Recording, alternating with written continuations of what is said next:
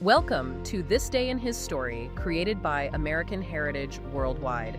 A reminder that every day holds something new to learn. Did you know that I am is the shortest complete sentence in the English language, with only 2 words and 3 letters? Discover how English is the official language of airline pilots around the world, but not the only language they use.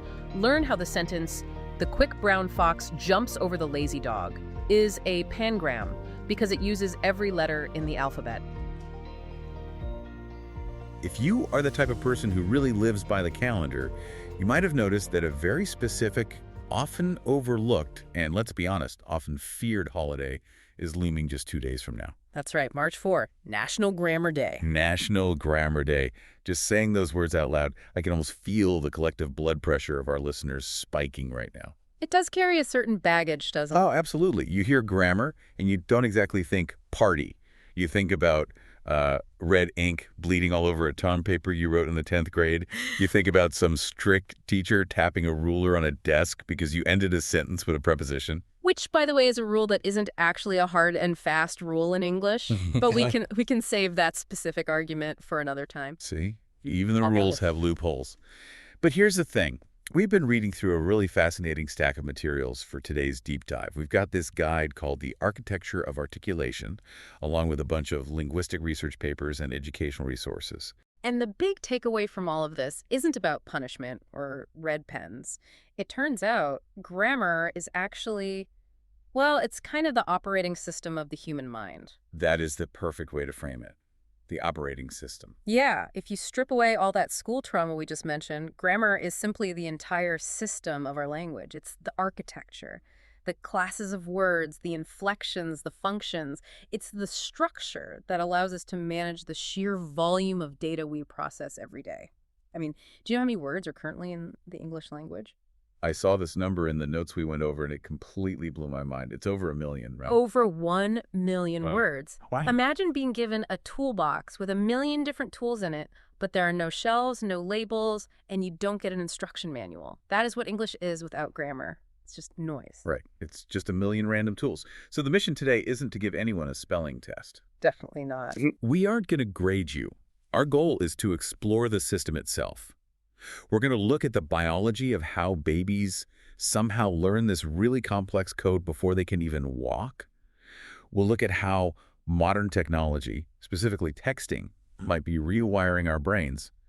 And we've got some linguistic trivia later on that is honestly just bizarre. You definitely have to get to the trivia. There's some great stuff in there. Oh, we will. But first, I have to set a quick ground rule for myself. I read in the prep material about these things called crutch words. So I'm going to try my absolute hardest not to use them during this deep dive. That is a bold strategy. I'll hold you to it. And I Sure. promise we will explain what a crutch word actually is a little bit later on for anyone who might not know. Deal. Okay, so let's unpack the biology first. Because I think most of us just assume grammar is something artificial. Like you sit down at a desk at age 6, you get a workbook, and someone explains what a noun is. Right. But the research says that is not where it starts at all. Not even close. No, it starts much, much earlier. And this is where the science gets really cool. Humans begin learning grammar in the first months of life. We are talking about infants who are literally still in diapers. How is that even biologically possible? A 3-month-old can't even hold their head up reliably. You're telling me they are diagramming sentences in their heads. Well, not diagramming, no, but they're processing. Scientists have found that infants as young as 8 months old start building these rudimentary representations of grammar. 8 months old. 8 months. Think about what a baby hears. It's just a continuous stream of sound. Wah, wah, wah. To us, it's language. To them, it's just raw data. So they're analyzing the data stream. Yeah. Like little computers. Exactly like that. Their brains are acting like tiny statistical machines. They're constantly calculating probabilities. So they figure out that the sound pre is very often followed by addy to make the word pretty. Okay, yeah. But the sound edity is rarely followed by ba. So they're doing this complex math on syllable transitions to figure out where one word ends and the next one begins. That is wild. So Yeah. way before they can even speak a coherent word, they are building the scaffolding of the language. They're building the map. Yeah. And the research we looked at breaks this down into 2 main phases for toddlers. First, they have to figure out morphology. Okay, morphology. Unpack that for us, because that sounds like something from a sci-fi movie. It's a little less dramatic than it sounds.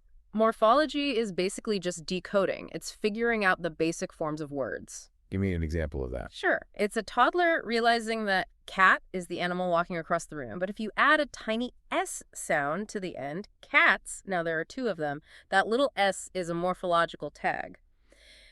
And the amazing part is they learn that rule without anyone ever sitting them down and explaining singular versus plural to them. They just absorb it from the environment. Exactly. And then once they have those basic blocks, they have to learn how to stack them. Which brings us to the second phase. Right. Syntax. Syntax is the instruction manual for arrangement. A young child quickly learns that the phrase mommy hug baby gets a very different result in the real world than baby hug mommy. Right. The words are identical in both cases. The words are identical, the morphology is identical, but the sequence completely changes the reality of the situation. So it's the sequence that carries the meaning. It's funny because we do this so intuitively, right? As adults, we don't think about it. But then you get to school age, and suddenly we have to start labeling it all. This is a verb. This is an object. And that is a really critical shift in our development. That's when we move from just intuitive speaking to structured understanding. And that is exactly where punctuation comes into play. Punctuation, the traffic signals of language. It really is. It tells you when to stop, when to pause, when to yield. And the guide we read, The Architecture of Articulation, it made a huge point about this. It pointed out that a single comma can literally change the entire meaning of a sentence. Oh, I know the classic example for this one. It's the grandmother example. Oh, yeah. Let's eat grandma. Right. Versus let's eat, comma, grandma. Yeah. One is a nice family dinner invitation, and the other is, well, cannibalism. Punctuation saves lives. It really does. But jokes aside, it illustrates that grammar isn't just about being proper or fancy. It's about clarity. It's about ensuring that the thought that exists in your head arrives in someone else's head without getting totally mangled along the way. Okay, so we have this incredible, innate biological ability. We were born statistical geniuses. We master morphology. We master syntax. We figure out how to communicate complex ideas. And then, and I feel like we all know where this is going, we turn 13 and get a smartphone. And the architecture starts to crumble. This is the part of the deep dive where I feel a little bit called out, to be honest. We looked at a study from Northwestern University. It was led by a researcher named Drew Single. And it basically suggests that all that hard work our toggle brains did is getting undone by text messaging. It's a pretty compelling correlation, he found. The study showed that young people who text frequently tend to fall short on grammar tests, and they also suffer from poor spelling. But let me play devil's advocate here for a second. Is it really that they can't do grammar anymore? Or is it just that they're being super efficient? I mean, if I type the letter U instead of you, I still know how to spell the word you. I'm just saving a microsecond of typing. That's the most common defense you hear. I know the rules, I'm just breaking them for speed. But Single's research suggests it's not that simple. It really comes down to a problem of code switching. Code switching, meaning jumping between text speak and standard English. Exactly. Ideally, you should be totally bilingual in this sense. You should be able to speak text to your friends and formal English to your teacher or your boss. But the study notes that teens, and honestly a lot of adults now too, they struggle to make that switch when it's necessary. Because the brain just gets lazy. Sort of, yeah.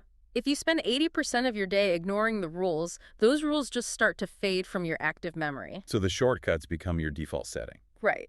And we all know the shortcuts. Dropping non-essential letters, like changing the word would-you-ad to just do-you-ud. Or using homophones, like spell it great with a GR and the number 8, or just relying on initials, LOL, BRB, all of that. Yeah, but here's what I found really fascinating about the Single study. It doesn't just point the finger and say, kids are lazy today. It actually points to a psychological factor driving all this. It's a social factor. Imitation. Yes. They found this very natural desire to imitate friends and family. Think about it. If your best friend starts using a specific slang word or a weird spelling in their texts, you usually start doing it too. Because it's a bonding mechanism. Exactly. You want to sound like your tribe. You want to fit in. That is incredibly ironic when you think about it. We start learning grammar as 8-month-old babies by imitating our parents so we can connect with them. And now we are unlearning that same grammar as teens by imitating our friends to connect with them. That is a brilliant observation. It's the exact same mechanism, imitation, but the input has degraded. And the input is degraded because we prefer the screen, right? The sources mention that teens act on this desire to fit in, but they prefer talking through text rather than IRL in real life. Which just reinforces the loop.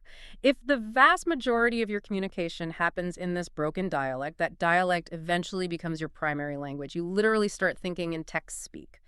And that is when you get the bleeding red ink on the term paper. Okay, well, that is sufficiently depressing. Mhm. We are basically devolving into people who can only communicate in emojis and acronyms. Let's pivot. Let's look at the fun side of this massive machine we call the English language. Ah, the cabin of curiosity. Yes. The source material had this whole section on linguistic trivia that I absolutely loved. This is the kind of stuff you pull out at a dinner party when the conversation dies. Or to annoy your family during a long car ride. Also, highly valid. Let's start with the extremes. I want to quiz you. What is the shortest sentence in the English language? Technically speaking, it is I am. See, I always thought it was go. Like just the one-word command, go. That's 2 letters. I am is 3 letters. It's a common misconception. Go is a command, so the subject, the word you, is actually implied. You're really saying you go. But I am has the subject and the verb explicitly stated right there. It is a complete self-contained grammatical unit. Subject is I, verb is am. I am. It's honestly pretty philosophical for being so short. It's purely existential. It really is. Okay, now for the other end of the spectrum. The longest word. I practiced this in the mirror this morning, so I'm going to attempt it. I'm spotting you. Go for it. All right, here we go. Pneumonultramicroscopic silicovolcanoconiosis. Wow. Impressive. You actually nailed the cadence on that. I feel like I need an oxygen tank after saying it. Yeah. So let's unpack that absolute monster of a word. What does it actually mean? It's a medical term, and if you break down the roots, it actually tells you the whole story of what it is. Pneumono relates to the lungs. Ultramicroscopic means tiny. Silico refers to silica dust. Volcano is, well, volcano. And coniosis is a condition of dust. So put it all together, and it is a lung disease caused by inhaling very fine ash and silica dust. It's a word that describes a disease you get from inhaling dust, and the word is so obnoxiously long that just saying it probably expels all the dust right out of your lungs. That's certainly one way to look at it. The notes also talked about something called pangrams. I'd actually never heard this term before today. A pangram is just a short sentence that contains every single letter of the alphabet at least one time. And the classic example they provided is the fox one, right? Yeah. The quick brown fox jumps over the lazy dog. If you go through and check, every letter A through Z is in there somewhere. That's why you see it on font websites all the time. Exactly. It's the only way to quickly show off every character design in a single coherent line of text. Now, here is a word oddity that I genuinely didn't believe until I wrote it down on a piece of paper myself. The ambigram. Oh, this is a fun one. The word they highlight is swims. S-W-I-M-S. Yes. Because if you write the word swims in all lowercase letters and you physically rotate the paper 180 degrees so it's upside down, It still reads swims. it's witchcraft. It's geometry. It's just incredibly lucky that the S, W, I, and M all have that perfect rotational symmetry. And then there's the anomaly of the word bookkeeper. Ah, yes. Bookkeeper. B-O-K-K-E-P-E-R. Why did the guide single this one out? Because it is the only unhyphenated English word with 3 consecutive double letters. We have the double O, immediately followed by the double K, immediately followed by the double E. It looks like a typo when you type it out. It looks like your keyboard just got stuck for a second. It does, but it is grammatically perfect. You know, earlier we talked about the shortest sentence being I am. The research notes point out that the word I by itself is kind of a triple threat superstar in English. It really is. The source notes that I is the shortest word, it's the oldest word, and it's the most common word in the English language. Which makes perfect sense when you think about human nature. The concept of self is probably the very first thing humans ever needed to articulate. I am hungry. I am cold. Exactly. And yet, despite the word I being so ancient, the language itself keeps changing. We tend to think of the dictionary as this static, finished book, but it's not. English is a living thing. Because it's always growing. Right. The sources point out that about 1,000 to 5,000 new words are added to the dictionary every single year. 5,000 words a year. That explains why I constantly feel like I can't keep up with slang anymore. I'm just technically outdated. We all are. The update cycle is way too fast for any one person to track. Speaking of being outdated, I made a promise in the intro of this deep dive. I said no crutch words. You did say that, and honestly, you've been doing pretty well. Wait, you just used one. Honestly. I did. You caught me. We should probably explain what they are because the guide calls them out specifically as bad habits we all need to break. Yes. These are words that we repeat over and over again, but they don't actually add any meaning to the sentence. They are just filler. They are the linguistic equivalent of saying, or, and the worst offenders listed in the source are actually, honestly, basically, and like. I use honestly all the time. I'll say, honestly, I think we should go to dinner. But think about what happens if you remove it. If you just say, I think we should go to dinner, the sentence is so much stronger. Using honestly almost implies that the rest of the time you might be lying. Ouch. That is a really good point. It dilutes the message you're trying to send. It does. It clutters up your architecture. Okay, so we've covered a lot of the micro stuff today. The biology, the words, the trivia, the bad texting habits. I want to zoom out a bit now. I want to talk about the global context because the source material makes a really interesting jump here.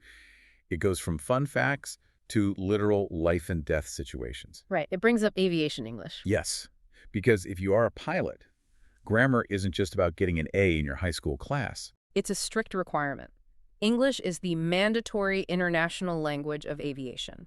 It doesn't matter if you are a French pilot flying a Brazilian-made plane into a Chinese airport. You speak English over that radio.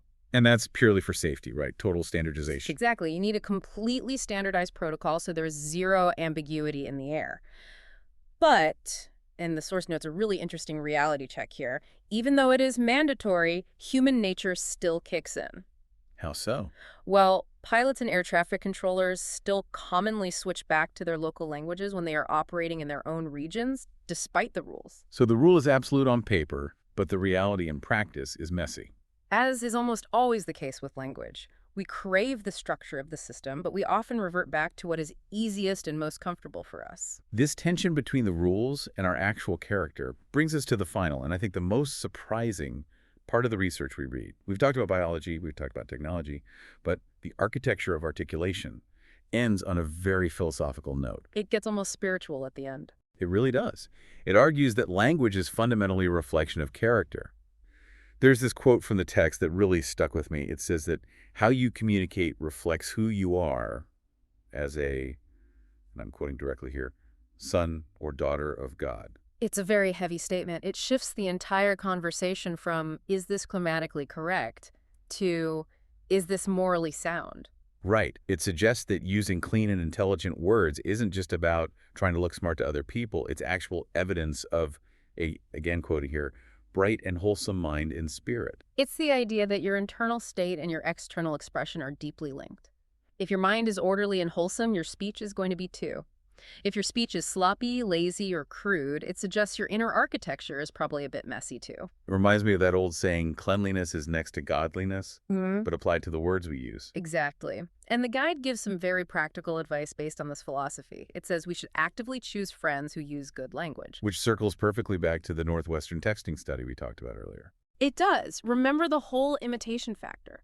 If you hang out with people who only speak in WD and GR8 and all those texting shortcuts, you will naturally degrade your own language to match theirs. But on the flip side, if you intentionally choose friends who speak with clarity, who use that clean and intelligent language, you will naturally rise to their level. We become who we hang out with. We become who we listen to. That is a really powerful thought to keep in mind.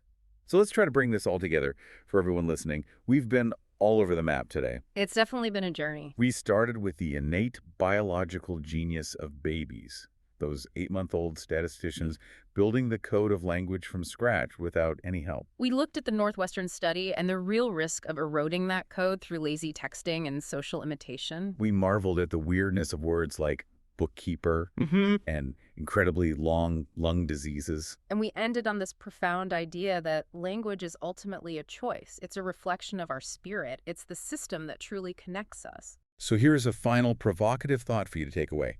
The source mentioned a video series called Word Crimes, which is a funny, satirical look at bad grammar. But when you combine that idea with the fact that we are adding up to 5,000 new words a year, while simultaneously relying more and more heavily on text speak and shortcuts, I have to ask. Go for it. Are we evolving the language? Or are we eroding the architecture that makes it work in the first place?